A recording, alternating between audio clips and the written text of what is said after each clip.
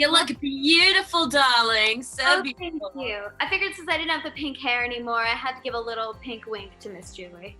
Exactly right. And speaking of Miss Julie, she's a young lady with very few boundaries. So I gotta ask, like, what's so thrilling about playing a young lady that's so free? And was there a scene in particular that was your favorite? Oh goodness. I mean, each scene that Julie threw herself into, for lack of a better word, it brought a fun and exciting element. A lot of things I've never done before on a set. This is definitely a character unlike any that I've played. And I sort of see her as the perfect intersection of, Erin Brockovich, Harley Quinn, Elle Woods, and Villanelle, in a way. She's this manic Tinkerbell of the apocalypse, which gave me so much to do and play with. And especially, a lot of my time was spent with Nat Wolff and Alex Skarsgård and Fiona Dorff and all these people who just bring so much to every character. But for me, it really was amazing to just get to jump in and play a character like this, having played superheroes for the last several years. Right, exactly. Citizens of New Vegas, from the ashes of Captain Tripp, we have risen.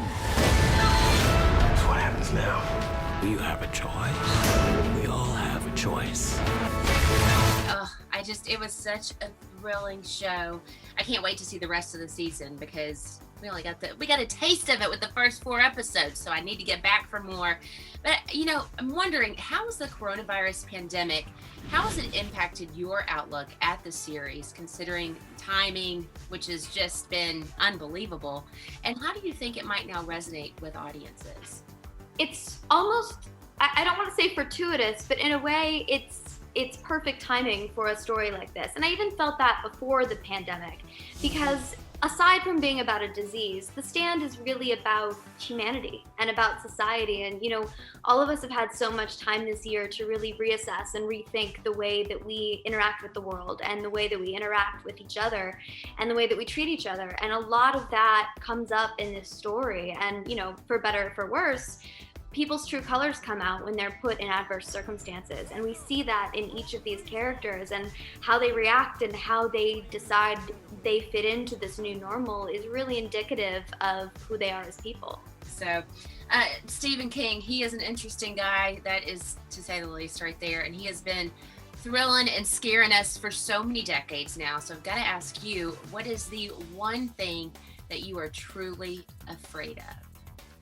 Okay, this is going to sound, well, I'll give you a serious answer and a silly answer. Okay.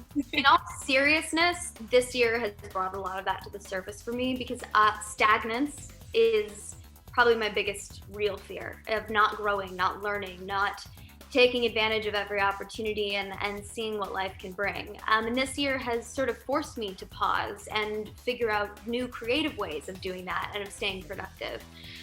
But as far as irrational fears, my biggest fear is dropping something down an elevator shaft, like something important, whether it's, something special to you, or like your keys or a phone or something, down that little crack as you step into an elevator. I don't know why, but ever since I was little, every time I step into an elevator, I kind of catch my breath because of that.